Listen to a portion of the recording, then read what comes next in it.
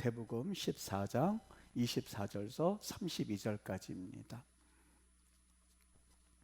배가 이미 육지에서 수울이나 떠나서 바람이 거스름으로 물결로 말미암아 고난을 당하더라. 밤사경에 예수께서 바다 위로 걸어서 제자들에게 오시니 제자들이 그가 바다 위로 걸어오심을 보고 놀라 유령이라 하며 무서워하여 소리지르거늘 예수께서 즉시 이르시되 안심하라 나니 두려워하지 말라. 베드로가 대답하이르되 주여 만일 주님이시거든 나를 명하사 물 위로 오라 하소서 하니 오라 하시니 베드로가 배에서 내려 물 위로 걸어서 예수께로 가되 바람을 보고 무서워 빠져가는지라 소리질러 이르되 주여 나를 구원하소서 하니 예수께서 즉시 손을 내밀어 그를 붙잡으시며 이르시되 믿음이 작은 자여 왜 의심하였느냐 하시고 배에 함께 오르매 바람이 그치는지라. 아멘. 우리를 방해하는 것이라고 하는 제목을 가지고 여러분들이 한 주간 동안에 이 영의 음식을 삼게 되기를 주의 이름으로 축복합니다. 제가 조금 전에 우리 안내하시는 분들께 이 말씀을 잠깐 나눴습니다만 하나님이 요즘 저에게 주시는 은혜가 과거에 주셨던 은혜와 또 다르구나 하는 것을 제가 느낄 수가 있었어요. 그래서 그걸 말씀에 반영해서 여러분들에게 이 영의 음식을 드리기를 원합니다. 우리 하나님의 음성인 줄 믿으시고 그 음성을 들으실 때에 여러분의 가정도 놀라운 하늘의 기적을 경험하는 복된 가정이 되실 줄 믿습니다. 여러분, 우리 인생에 이 원수마귀가 우리에게 하고자 하는 일이 있습니다. 원수마귀가 하고자 하는 첫 번째 아주 중요한 목적이 있다면 어떻게 해서든지 간에 우리의 관심을 예수님으로부터 멀게 떨어뜨리게 하는 것. 우리가 잘 되든지 못 되든지 그것과 상관이 없습니다. 우리가 돈을 많이 벌든지 돈을 적게 벌든지 여기에 관심이 있는 것이 아니라 돈을 벌면 벌수록 돈이 없으면 없는 대로, 그리고 내가 이 배움이 있으면 있는 대로 없으면 없는 대로 우리의 이 관심과 또 우리의 생각들을 자꾸 주님으로부터 멀게 하게 하는 것이 이 마귀의 목적입니다. 예수님을 제외하고 물 위를 걸었던 최초의 사람이 있었다면 오늘 우리가 성경에서 읽은 베드로라고 하는 인물입니다. 한번 생각해 보세요. 여러분, 우리가 매번 성경에서 베드로가 물 위를 걸었다 하는 그 이야기에 익숙해서 그렇지 사실 물 위를 걸었다 이것은 보통 일이 아니었습니다. 기적 중에 기적이었었고 아마 베드로에게는 굉장히 평생에, 물론 오병이의 기적을 그 바로 전에 경험하긴 했습니다만 아마 이 베드로는 일평생 죽을 때까지 내가 물 위를 걸었었어, 잠깐이지만 걸었었어 하는 그 기적은 평생 잊지 못했을 겁니다. 그런데 이 기적은 잠시뿐이고 조금 후에는 그가 물속에 빠져들어가면서 예수님 절 좀 구해주세요 라고 하는 구조를 요청하는 그러한 일로 분위기는 깨지는 것을 보게 됩니다. 여러분, 우리는 예수님의 기적을 매일같이 경험합니다. 우리가 하나님이 공급해 주시는 그 공급하심과 그리고 기적이 아니고서는 하루도 사실 살아갈 수가 없다는 것을 가만히 앉아서 생각해 보면 내가 잘해서 그렇게 된 것이 아니라 하나님께서 해주셨지라고 하는 그 고백이 절로 나올 때가 있습니다. 하나님이 우리를 축복하시고 하나님께서 우리를 하나님의 은혜 가운데 살도록 인도하시는 것은 바로 하나님이 우리를 향하신 뜻입니다. 그런데 때로는 의도와 상관이 없이 또 우리의 의지와는 상관이 없이 폭풍우를 만나기도 하는데 그 순간에도 여러분과 내가 반드시 기억해야 할 것이 있습니다. 마귀는 그 폭풍의 잔잔함과 폭풍이 있음과 상관이 없이 우리를 예수님으로부터 멀리 그 눈에서 떨어지게 하는 것, 그것이 마귀의 목적이라고 하는 겁니다. 여기 예수님께서 물 위로 걸어오라 라고 명령을 하셨음에도 불구하고 베드로는 예수님 말씀에 순종하면서 걷다가 금방 물에 빠지고야 말았습니다. 하나님께서 그를 분명히 오라고 말씀하셨다라고 하는 그 말씀을 기억하고 걸었던 것이 아니라 잠시 예수님을 바라보면서 그 바다를 걷긴 했습니다. 곧 빠져들고야 말았던 것이죠. 여러분, 우리 예수님께서 누구나 할 것 없이 우리를 불러주셨다, 오라 라고 하셨다라는 것을 일컬어서 조금 어려운 말로 소명이라고 말합니다. 저는 저대로 저의 가는 길이 있었다라고 생각을 했습니다만 하나님께서 성훈아 너 나에게로 오라, 나에게로 나의 일을 해라라고 하는 소명이 있었다고 저는 믿습니다. 저만 그렇습니까? 여러분 누구나 할 것 없이 바울은 바울대로 12명은 12명의 제자들대로 주님께서 우리 하나님께서 부르셔서 그 길을 걸어가는 겁니다. 여러분과 나도 마찬가지입니다. 직접 하나님이 사도 바울처럼 다메섹 선상에서 가다가 이 부른 것은 아니었다 한다 할지라도 친구를 통해서 부모를 통해서 그리고 내 이웃을 통해서 내가 복음을 듣게 하셔서 나를 불러주셨다는 사실입니다. 여러분 이것은 굉장히 중요합니다. 왜냐하면 전능하신 하나님께서 나를 택하셔서 하나님의 자녀 삼아주시고 불러주셨다라고 하는 그 기본적인 분명한 믿음이 있을 때에 우리의 희생은 시작이 됩니다. 크리스찬 삶의 시작도 바로 여기에서 시작이 되는 거거든요. 왜요? 왜 부름을 받았느냐면 하나님께서는 우리를 이 땅에 보내실 때 분명히 누구나 할 것 없이입니다. 하찮은 존재 그리고 이 세상에 오지 말았어야 할 존재가 없습니다. 하나님은 누구나 할 것 없이 예외 없이 하나님께서는 분명히 목적을 가지고 나를 불러주셨다라고 하는 것이 우리 크리스찬의 소명의식입니다. 그래서 우리는 이 12명의 제자들은 물론이요 그리고 사도 바울도 물론이요 누구나 할 것 없이 하나님의 부르심에 대해서 응답하셔야만 합니다. 모세도 여기에 응답했습니다. 이스라엘 백성들을 이끌라라고 하는 그 하나님의 부르심에 그는 응답했습니다. 12명의 제자들로 너희는 나를 따르라 라고 하는 그래서 그 말씀대로 그들은 응답했고 배도 버려두고 그리고 부모도 버려두고 그리고 가족도 버리고 예수님을 따르는 응답을 했습니다. 엘리사도 응답했고 다니엘도 응답을 했습니다. 우리 응답에는 예만 있지 아니오는 없는 겁니다. 그런데 이 사탄이 하는 일은 하나님이 여러분과 나를 부르셨는데 그 부르셨다고 하는 그 사실을 까맣게 잊어버리게 하는 것이 사탄의 목적이라고 하는 겁니다. 오늘 베드로가 물에 빠졌을 때에 그는 예수님께서 오라 분명히 예수님께서 오라고 말씀하셨다는 그 사실을 잊어버리고 그는 물에 빠지게 되었던 것이죠. 오늘 베드로가 그 말씀에 순종했음에도 불구하고 물에 빠져갔는데 도대체 그가 무엇 때문에 물에 빠지게 되었던 걸까? 물론 그는 시선을 주님께로 향하다가 다른 데로 향했는데 그 다른 곳이 뭐였냐면 바로 바람이었습니다. 오늘 마태복음 30절 14장 30절에 보면 베드로가 물에 빠질 때에 바람을 보고 무서워 빠져가는지라 이렇게 말씀을 합니다.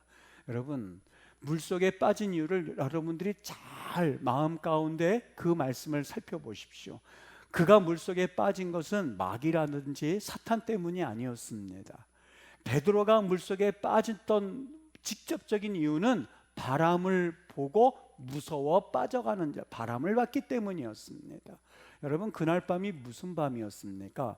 오병이어의 기적을 놀라운 기적을 경험하고 이제 배를 타고 예수님의 명령대로 그 바다 가운데 나갔을 때에 그때 막 폭풍우가 일기 시작했습니다. 성경에 보면 밤 사경까지라고 한 것을 보면 새벽 3시, 4시까지 그 폭풍우 때문에 그들은 고생을 했습니다.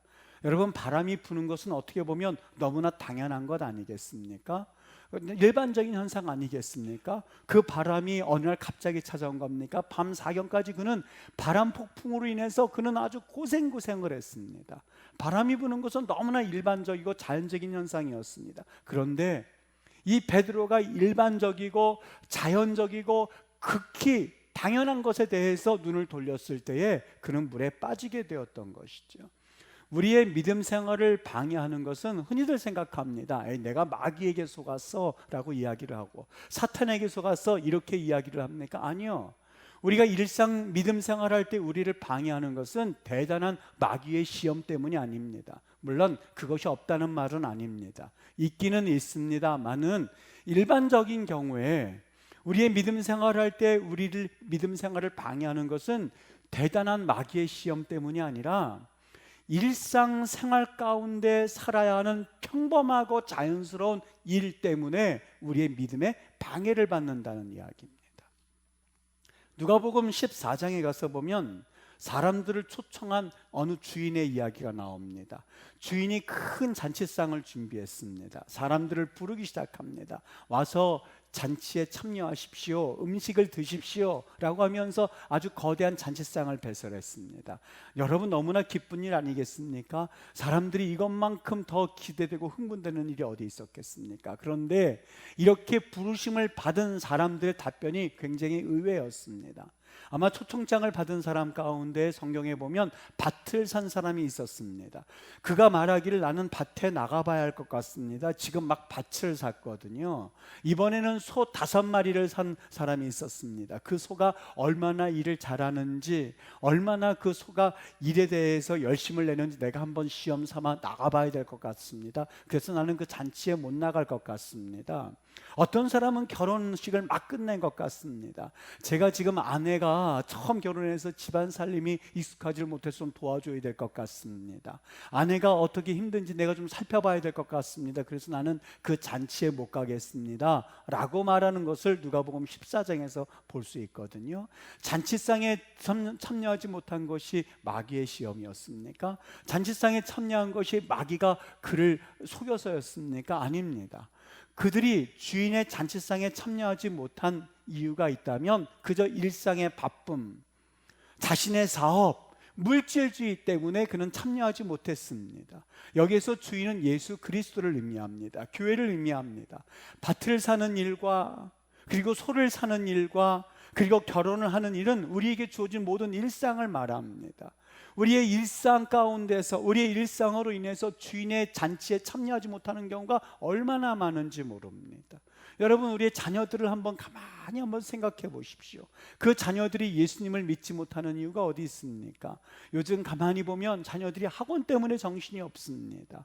정말 학원의 모든 일정이 맞추어져서 그 학원 시간에 학교까지 그리고 자신들의 어떤 여유까지 다 포기하면서 학원을 전전긍긍하면서 돌아다니고 있습니다. 얼마나 안타까운지 모릅니다. 잠을 제대로 잡니까? 그리고 그 나이에 여러분들은 어떠셨습니까? 우리는 정말 놀면서 지내지 않았습니까? 하루 종일 놀다 있으면 저녁에 밥 먹으라 할 때까지 그냥 노는 것이 우리의 일상이지 아니었습니까? 그런데 지금 자녀들은 그렇지는 않습니다. 심지어는 영적 생활을 하는데도 방해를 받을 만큼 사실상 학원의 노예가 되고 있는 듯한 그런 모습으로 살아가는 것이 우리 자녀들의 모습입니다. 대학생들은 어떻습니까? 정말 대학에는 낭만이 있고 캠퍼스에 어떤 나름대로의 흥분이 있는 것 아니겠습니까? 그런데 1학년 때 들어갈 때서부터 시작해서 취직 준비, 영어 시험 준비 때문에 온통 코박고 도서관에 있는 것이 대학생들의 현실입니다. 미래가 불투명하다는 것 때문에 직장 어떻게 될지, 이제 배우자를 어떻게 만나야 될지, 그리고 내 집 마련은 가능한지 정신이 없습니다. 중년층도 마찬가지입니다. 경제적인 문제 때문에 정신이 없고, 노년들에게는 정말 질병을 내가 어떻게 하면 이 질병에 걸리지 않을까, 여기에 온통 정신이 없습니다. 여러분, 정말 예수님께서 우리를 초청하셨음에도 불구하고 우리의 바쁨, 또 우리의 일상에 나와 있는 우리의 먹고 사는 삶의 문제, 여러 문제로 인하여서 사실 그 초청에 우리는 제대로 응답 한번 하지 못하고 있습니다. 여러분, 우리 하나님께서 여러분을 향한 뜻이 무엇인지 아십니까? 정말 이렇게 살아가는 것이 하나님의 뜻이라고 생각하십니까? 아닙니다. 오늘 베드로가 물 위를 걸었을 때 그것은 그에게 흥분이었었고, 베드로가 물 위를 걸었을 때 일평생 그는 잊지 못할 기적인 것처럼 하나님은 여러분의 일생이 그렇게 되기를 원하세요. 기적이 나타나기를 원하고, 그리고 여러분이 예상하지 못했고 기대하지 못했던 복을 받아 누리기를 원하세요. 하나님의 자녀로서 자유함을 누리기를 원하세요. 마치 아담과 하와에게 내가 이 동산나무의 모든 실과를 너에게 주었노니 라고 하는 우리 하나님께서, 부모님들이 자녀들에게 뭔가 줄 때 그것만큼 기쁜 일이 없습니다. 아무것도 아님에도 불구하고 자녀들이 기뻐하는 모습을 보면 너무너무 흥분될 때가 많이 있습니다. 우리 하나님은 아버지입니다. 우리는 하나님을 일컬어서 아버지라고 부릅니다. 아빠입니다. 저는 아버지가 언제 돌아가셨든 그 날짜를 생각할 때 가슴이 먹먹해 올 때가 있습니다. 참 먹먹합니다. 참 아버지 생각이 날 때가 종종 있습니다. 우리 하나님은 그런 아버지입니다. 여러분, 아버지, 아빠입니다. 하나님의 자녀가 어떻게 해서든지 즐거움과 기쁨과 기적과 이적 가운데서 그 자녀가 살아가기를 원하시는 분이 우리 하나님의 뜻이고 하나님의 마음입니다. 그런데 우리는 하나님의 이러한 마음에도 불구하고, 하나님이 이런 놀라운 기적을 우리에게 베풀기를 원하심에도 불구하고, 사실 바람을 보고 무서워했던 베드로처럼 작은 것에 대해서 주님에게서 시선을 띄어서 우리는 물속에 빠져들어가는 경우가 얼마나 많은지 모릅니다. 여러분, 잘 생각하세요. 우리는 바람이라고 하는 것이 아무것도 아니고 작은 것에 불과하다는 것을 잊지 말아야만 합니다. 다윗이 골리앗과 싸울 때 일이었습니다. 골리앗이 다윗을 보면서 했었던 행동 세 가지가 있었는데, 첫 번째, 그를 업신여겼습니다. 두 번째, 골리앗이 섬기는 신들의 이름으로 그를 저주했습니다. 다곤 신이라는 이름을 가지고 막 그를 저주했습니다. 세 번째, 다윗을 보면서 했었던 이야기가 있습니다. 내게로 오라, 내게로 얼른 오라. 네 살과 그리고 네 살을 공중의 새들과 들짐승들에게 줄 것이다, 이렇게 말합니다. 여기에서 살들이란 말은 밭살이라고 되어 있는데, 네 살이라고 표현했다기보다 네 고기 덩어리를 얼른 새들에게 줄 거다라고 말을 했습니다. 여러분, 별의 말을 다 한 것이죠. 첫 번째도 그렇고, 두 신들의 이름으로 저주하고 그의 육신과 그리고 그의 모욕적인 언사를 다 사용했습니다. 이럴 때 다윗이 어떻게 행동했는지 여러분 아십니까? 만군의 여호와의 이름으로라고 하는 그 이름을 가지고 그는 담대히 싸워 나갔다는 것이죠. 여러분이 잘 생각해 보셔야만 합니다. 다윗은 자신을 응원하는 99%의 이스라엘 백성들이 있었고, 그리고 골리앗이라고 하는 1%의 말, 그 앞에서 그가 어떤 행동을 취했는가 하는 것을 우리가 생각하는 것은 참 중요합니다. 우리는 작은 것에 영향을 받을 때가 얼마나 많은지 모릅니다. 99%의 하나님의 절대적인 기적과 이적을 경험하고 하나님의 그런 응원을 받음에도 불구하고 1%의 골리앗과 같은 그 말에 실족하고 넘어지고 물속에 빠져가는 경우가 얼마나 많은지 모릅니다. 여러분, 애완동물을 키우지 않습니까? 애완동물을 키우는 사람들에게 있어서 가장 고민거리가 휴가철이라고 합니다. 왜냐하면 이 휴가철에 이 애완동물에게 주지 않으면, 먹을 것을 주지 않으면 이 애완동물이 죽기 때문에 그렇습니다. 왜냐하면 굶주리기 때문에 그래요. 과거에 이 어렸을 때 일이었어요. 제가 아직도 그 일이 왜 잊혀지지 않는지 모르겠어요. 이 하얀 봉투에다가 이 파리를 잡지 않습니까? 근데 그걸 몇 마리를 잡았어요. 그럼 파리가 그 안에서 막 왔다 갔다 노는 걸 재밌게 한번 본 적이 있었는데, 이걸 묶어가지고 책상에다 분명히 놔뒀는데 이 없어졌으니까 새카맣게 잊고 있었어요. 근데 어느 날 뒤에 청소를 하다 보니까 이 뒤에 그게 떨어져 있었던 거예요. 그걸 이렇게 집어가지고 보니까 당연히 죽었죠. 며칠이 지났는데 죽었죠. 왜 죽었을까요? 공기가 없어서 죽었을까요? 아니요. 파리는 분명히 거기에 굶주려서 죽었을 거예요. 몇 날 며칠 거기에서 서로 왔다 갔다 하면서 굶주려서 죽었을 거예요. 전 여기에서 영적인 또 하나의 법칙이 있다는 것을 느낄 수가 있었습니다. 여러분, 골리앗이 그토록 내가 너희를 업신여기고, 여기 업신여겼다는 말이요, 원래는 이 아라르란 말이 있거든요. 업신여겼다. 그런데 칼날이란 말을 썼습니다. 그 말은 뭐냐면 아주 이 조롱의 말을 너무너무 심하게 했다는 걸 말합니다. 웬만하면 야 이놈아 네가 뭘 할 수 있냐 이렇게 말할 수 있는데, 우리 쉽게 말하면 이렇게 표현해도 될지 모르겠는데, 애들끼리 얘기할 때 얼러리 꼴러리 그러죠. 얼러리 꼴러리, 그것처럼 아주 천박한 말입니다. 그냥 말하면 괜찮은데 얼러리 꼴러리 그러면 어렸을 때 왜 그렇게 약이 올랐는지 그게 아직도 기억이 나요. 그냥 말하면 모를 텐데 이렇게 하고 얼러리 꼴러리 그러면 아주 머리가 돌 것 같아요. 이 칼날이란 말이 그 뜻이에요. 업신여겼다는 말이 그냥 야 이놈아 네가 뭘 할 수 있어 이 말이 아니에요. 쉽게 말하면, 히브리 말로 말하면 얼러리 껄러리 그런 거예요. 다윗이 봤을 때 얼마나 기가 막혔겠습니까? 다곤 신의 이름으로 모욕했어요. 야 이놈아 너 신이 뭐하냐, 이 다곤 신이 최고지. 세 번째, 네 살과 네 모든 몸들을 전부 다 이 새들에게 주리라. 여러분, 유대인에게 있어서 최악의 수치가 뭔지 아십니까? 죽을 때에 매장되지 못한 채 그냥 땅 위에서 죽는 것을 최고의 수치로 여겼습니다. 여러분, 여기에 대해서 다윗이 어떻게 반응해야만 했겠습니까? 아니 이것 보라고, 아무리 그래도 그렇게 말할 수가 있겠느냐고. 지금 당신이 나한테 말할 때 얼얼이 꼴 그렇게 약 올릴 수가 있겠느냐고, 어떻게 우리 하나님을 욕할 수가 있느냐고, 어떻게 나를 죽인다고 하더라도 그렇게 새에게 먹이 주게 한다고 그렇게 그런 말을 할 수 있냐고 하면서 흥분하지 않았어요. 여러분 무슨 얘기인지 이해가 되십니까? 여러분 골리앗의 말에 반응을 한다라고 하는 것은 먹을 것을 주는 것과 똑같은 행동입니다. 다윗에게 너 어떻게 그렇게 말을 할 수 있지라고 흥분하는 것은 그에게 먹을 것을 주는 것과 똑같습니다. 이 파리에게 먹을 것을 주면서 그 안에 가둬놓는 것 똑같다는 이야기입니다. 무슨 이야기냐면 부정적인 이야기를 듣는다든지, 그리고 내게 일상생활 가운데서 하나님과 멀게 할 수 있는 그 어떠한 일상에 대한 이야기를 들었을 때 여러분이 먹이를 주어서는 안 돼, 무시하게 되시기를 바랍니다. 그리고 오직 하나님만을 바라보게 되기를 원합니다. 다윗이 그랬어요. 사무엘상 17장 44절에 가서 보면 그는 말합니다. 너는 칼과 창과 단창으로 내게 나아가오니와, 여러분 그는 단 한마디도 어떻게 당신 칼날이란 말을 쓸 수가 있지? 어떻게 내 앞에서 다곤이란 말을 입을 다물 수가 있지? 어떻게 나를 죽이되 새 먹이로 준다, 그런 말을 어떻게 할 수 있어? 말하지 않았습니다. 그는 무시해버렸어요. 너는 칼과 창과 단창으로 내게 나오지만 너는 다곤이지만 나는 만군의 여호와의 이름, 그는 복음만을 이야기했어요. 하나님만을 얘기했어요. 그리고 하나님께서 그를 얼마나 귀하게 여기시는가만을 이야기했어요. 여기 분명히 그는 말합니다. 내가 너를 쳐서 네 목을 베고 블레셋 군대의 시체를 오늘 공중의 새와 땅의 들짐승에 주어 온 땅으로 이스라엘이 하나님인 줄 알게 하겠고, 여호와의 구원하심이 칼과 창에 있지 아니함을 이 무리에게 알게 하리라. 할렐루야. 여러분 이것이 바로 다윗의 싸움 방법이었습니다.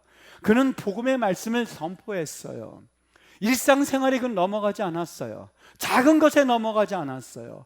하나님 앞에 믿음으로 그는 반응을 했어요. 이것이 바로 그가 골리앗을 이긴 이유였었어요. 여러분 우리 어느 날인가 보니까는요, 이 종이를 넣다가 이 종이 약간 뱄어요. 근데 종이에 벤 게 굉장히 아프더구만요. 작게 뱄는데 원래 그렇잖아요. 그 종이 작은 것에 베면 그게 은근히 아파요.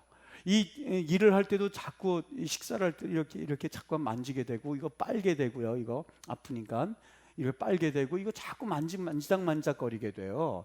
근데 가만히 생각해 봤어요. 여러분 이게 조금 귀찮기는 하지만 여기 손 조금 뱉다고 목숨이 위태롭습니까? 병원에 가야만 하겠습니까? 아니면 이걸 꼬매야 되겠습니까? 아니요. 사실 조금 귀찮기는 하지만, 그리고 약간 좀 까칠까칠하기는 하지만, 신경은 쓰이지만 그렇게 염려할 것은 아니에요. 여러분 가만히 여러분들이 지금 때로는 기뻐하지 못하고 하나님 앞에 기도하지 못하고 하나님 앞에 전폭적으로 나오지 못한 이유가 어디에 있습니까? 정말 죽은 병에 걸렸습니까? 정말 자녀들이 문제를 일으킵니까? 여러분 자녀들이 약간 공부를 못하기는 하지만 그렇다고 해서 일상생활을 못할 만큼 그 자녀의 지능이 떨어지던가요? 아니요, 그렇지 않아요.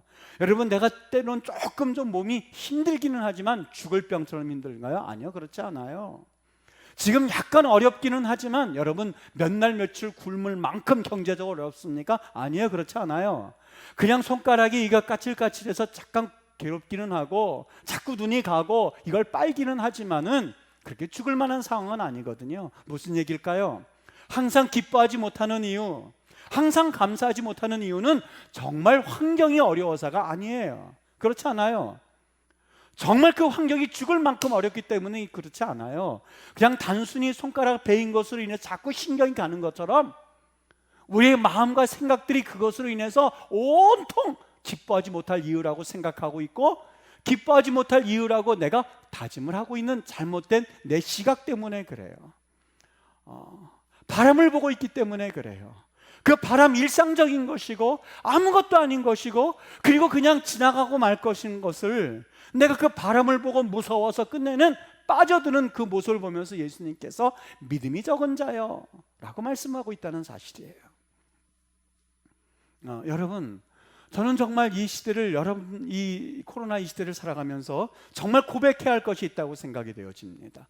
정말 우리 크리스찬들에게 향하신 하나님께서 말씀하신 음성이 있다고 보여집니다. 정말 여러분들은 우리 삶을 하나님께서 주관하신다는 것을 믿으십니까? 라고 하는 질문이에요. 저한테 계속해서 말씀하셨어요. 정말 우리가 지금까지 경험해보지 못한 이 시대를 살아가고 있어요.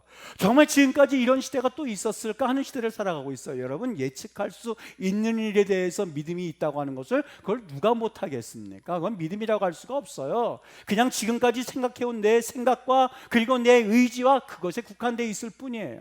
정말 믿음이라고 하는 것은 내가 내게 지시할 알지 못하는 땅이라는 이야기를 들었을 때에 반응하는 것이 믿음이에요. 어떤 일이 일어날지 미리 예측하고 그리고 그것에 대해서 준비하는 것이 어떻게 믿음이라고 할 수가 있겠습니까? 여러분, 정말 우리 하나님께서 그걸 물으신다는 생각이 들기 시작했습니다. 정말 이 시대를 향한 우리 하나님의 물음이 무엇이었을까? 여러분, 한 번도 생각하지 못했던, 한 번도 경험하지 못했던 바람이 온 것이 아니라 일상이었었어요. 여러분, 코로나19만 정말 죽을 병이었습니까? 차를 타고 가다 죽을 확률, 비행기를 타고 가다 떨어질 확률, 그리고 내가 일상생활에서 사고를 통해서 때로는 죽을 확률이 얼마나 높은지 아세요? 사실상 코로나19 전염병이라고 해서 너무너무 우리가 조심하고 있기는 합니다만, 어떻게 보면 세상에서 지금까지 우리가 경험했었던 여러 가지 사건들 중에 하나였었어요. 이것에서 어떻게 우리가 반응해야만 할까? 여러분, 정말 하나님께서 내 삶의 주관자이심을 믿으십니까? 라고 하는 하나님의 질문에 대해서 뭐라고 말씀하시겠습니까? 네, 하나님이 내 삶의 주관자이고 내 생명의 주관자입니다 라고 하는 것을 믿는다면, 여러분, 조심하지 말라는 말이 아니에요. 너무 여기에 대해서 위축되지 말라는 말은 아니에요. 여기에서 말씀하는 말은 분명히 하나님께서 내 삶의 주관자이심을 믿는다면 지금 내가 살아가는 태도보다 조금 더 의연해질 수는 있지 않겠는가 하는 이야기예요. 출애굽기 19장 5절에서 6절은 말합니다. 세계가 다 내게 속하였나니, 세계가 다 내게 속하였나니, 여러분의 목숨도 하나님께 속해져 있고 내 일생도 하나님께 속해져 있고 내 자녀들도 하나님께 속해져 있고 그리고 나의 모든 것들이 다 하나님께 속해져 있나니 너희가 내 말을 잘 듣고 그리고 내 언약을 지키면이에요. 여러분, 이게 믿어지십니까? 어떤 일이 나면 모든 민족 중에서 내 소유가 되겠고 너희가 내게 대하여 제사장 나라가 되며 거룩한 백성이 되리라. 너는 이 말을 이스라엘 자손에게 전할지니라. 여러분, 태국과 캄보디아의 지역을 인도 차이나 반도라 가거든요. 여기 국왕이 미용실까지 운영하고 있고 학교까지 운영하고 있습니다. 그런데 참 기가 막힌 사실, 여기에 미용실에도 의자가 없다는 사실이에요. 아주 변변찮은 의자 하나 갖다 놓고 미용실, 국왕이 운영하는, 국왕 그 부인이 운영하는 미용실이에요. 여러분, 정말 이 기독교 국가라고 말할 수 있을지 모르겠습니다만 전 그래도 참 감탄스러운 것 중에 하나가, 우리나라에도 있습니다만 미국의 국가 조창기도회가 있습니다. 설교를 목사님이 하지 않고요, 때로는 상원의원이 그냥 합니다. 그런데 그 설교를 동영상을 통해서 여러분 한번 들어보시길 바랍니다. 얼마나 은혜스러운지. 논리적이지는 않는데 하나님, 이 국가를 하나님께서 통치하시는 줄 저희는 믿습니다. 하나님, 이 국가의 흥망성쇠가 하나님께 속해 있음을 저희는 믿습니까? 할렐루야. 다들 거기에 앉아 있는 분들이 다 교회를 다니는지 안 다니는지 모르겠지만 할렐루야 인정한다는 얘기예요. 하나님께서 우리의 모든 것들을 주관하신 것을 우리는 믿습니다 그래요. 나는 하나님을 믿습니다 고백하고, 그들도 우리도 하나님을 믿습니다 고백하는 시간이 국간조창기도회 기도회 모임이었었어요. 얼마나 은혜가 되었는지 모르겠습니다. 여러분, 미국은 대통령도 주일마다 하나님 앞에 나아가 예배드리고 하나님께 경배하는 것, 어떻게 보면 성경을 올려놓고 또 하나 하는 맹세 중에 하나입니다. 우리 교단은 아니신데요, 이 한경직 목사님, 여러분, 그분이 99세까지 사셨거든요. 근데 놀라지 마십시오. 그분은 운동 안 합니다. 골프 안 합니다. 매일 산에 올라갔다 하는 것 안 합니다. 동네 한 바퀴 걷는 것 안 합니다. 그냥 일평생 기도하고 그냥 설교 말씀 증거하고 그렇게 계셨는데 99세를 사셨어요. 여러분, 방지일 목사님이라고 아시죠? 100세 넘게 사셨죠? 최고령 목사님이시죠? 커피 드실 때에 설탕 몇 스푼 붓는지 아세요? 5스푼. 난 그래도 당뇨 한 방 안 걸리시고 100세까지 넘게 사시는 것을 보면, 야, 하나님께서 이거는 우리의 삶을 정말 하나님의 뜻대로, 정말 설탕 하나 불 때마다 이거 조금 더 부면은 내 건강에 어떤 적신호가 올지 우리 사실상 거기에 염려하고 있는 건 아니겠습니까? 여러분, 이것에 대해서 염려하지 말란 말은 아니에요. 그러나 한 가지, 하나님께서 주관하시고 우리의 생사화복을 주관하시고 우리의 생사화복을 하나님께서 쥐고 계시다는 것을 믿는다면 사실 우리는 조금 더 의연해질 수가 있습니다. 우리를 방해하는 것이 무엇일까? 베드로에겐 바람이었었어요. 너무나 일반적이고 그리고 너무 극히 자연스러운 것에 넘어가서 그는 물속에 빠져가고야 말았습니다. 사도 바울이 그 사역을 감당할 수 있었던 것은 베드로보다 나아서가 아니었었어요. 그에게는 한 가지 고백이 있었는데, 고린도전서 2장 2절의 말씀, 예수 그리스도에 못 박히신 것 외에는, 예수 그리스도에 못 박히신 것 외에는 내가 아무것도 알지 못하노라. 그것이 그의 사역의 비결이었었고 그것이 그의 사역의 초점이었었어요. 더 잘 배워서요, 베드로보다 인격이 훌륭해서요, 베드로보다 뭔가 좀 가진 것이 있어요. 천만에요. 내가 그리스도의 십자가 외에는, 내가 예수 그리스도의 십자가 외에는 아무것도 알지 아니하기로 작정하였노라 라고 나갔을 때에 우리 하나님께서는 그의 삶에 그 여정 가운데 역사하시는 그리스도의 복음에 복을 내려주셨음을 우리는 볼 수가 있는 것이죠. 사랑하는 우리 임마누엘 교회 성도님들, 한 주간 어떻게 사셨습니까? 때로는 참 두려움과 또 때로는 답답함과 또 때로는 여러 가지 근심과 걱정, 조금 아까 이야기 드렸죠. 여러분, 그냥 손배인 것에 불과합니다. 자녀들 문제라고 하지만 조그만 손배인 것 외에는 문제가 없어요. 무슨 문제가 있습니까? 우리 남편 막 이야기하지만 사실 여러분의 남편만큼 착한 남편들이 어디 있습니까? 외도를 합니까? 그렇다고 해서 뭐 아예 가정을 등한시하고 그냥 멀리 떠나 있습니까?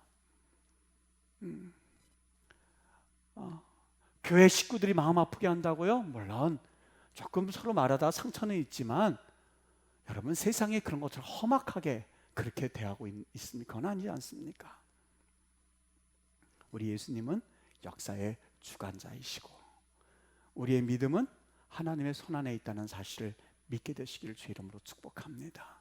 하나님께서 여러분의 삶을 주관하시고 하나님께서 여러분의 삶에 복을 내리시기를 원한다고 하는 것, 그걸 분명하게 마음에 간직하고 믿음으로 또 한 주간도 승리하며 살아갈 수 있게 되기를 바랍니다. 우리를 방해하는 것은 바람에 불과하다는 것, 바람에 불과하다는 것, 주님의 은혜 가운데 이러한 은혜의 삶, 복된 삶을 살아갈 수 있게 되기를 주님의 이름으로 축복합니다.